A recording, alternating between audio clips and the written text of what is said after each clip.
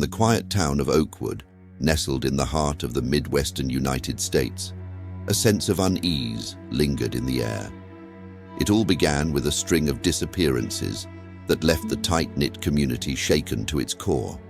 Local whispers pointed fingers at the reclusive figure known only as Mr. Adler, whose dilapidated house stood as a foreboding sentinel on the outskirts of town.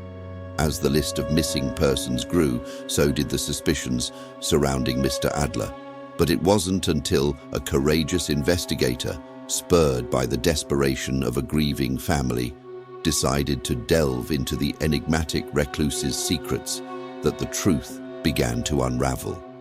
With a warrant in hand and hearts heavy with apprehension, law enforcement officers descended upon the decrepit abode of Mr. Adler. What they discovered in the shadowy depths of his basement would haunt their nightmares for years to come.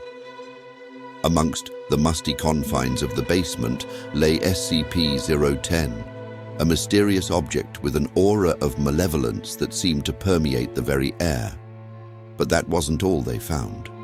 Strewn across the cold concrete floor were the lifeless bodies of several missing persons, their faces frozen in expressions of terror and despair. Among the dead was Mr. Adler himself, his once stoic countenance twisted into a grotesque mask of horror.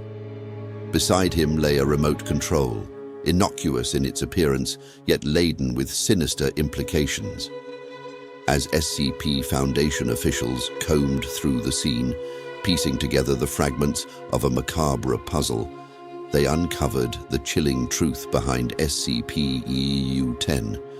Each victim had been fitted with a collar around their neck, an instrument of torment that bound them to the will of a madman. The remote control, a conduit for unspeakable power, had served as the instrument of their demise. With a simple press of a button, could Mr. Adler have unleashed a wave of despair that drove his victims to the brink of madness and then forced them to take their own lives? SCP agents removed the objects containing SCP-010 from the scene for preservation at Site-19. SCP-010 consists of a remote control and 6 cast-iron collars. Scientists performed a series of tests on these SCP objects. Test 1. SCP-010-2 was disassembled piece by piece and reassembled. After reassembly, SCP-010-2 continued to function. Test 2. A duplicate was created in the same way as SCP-010-2.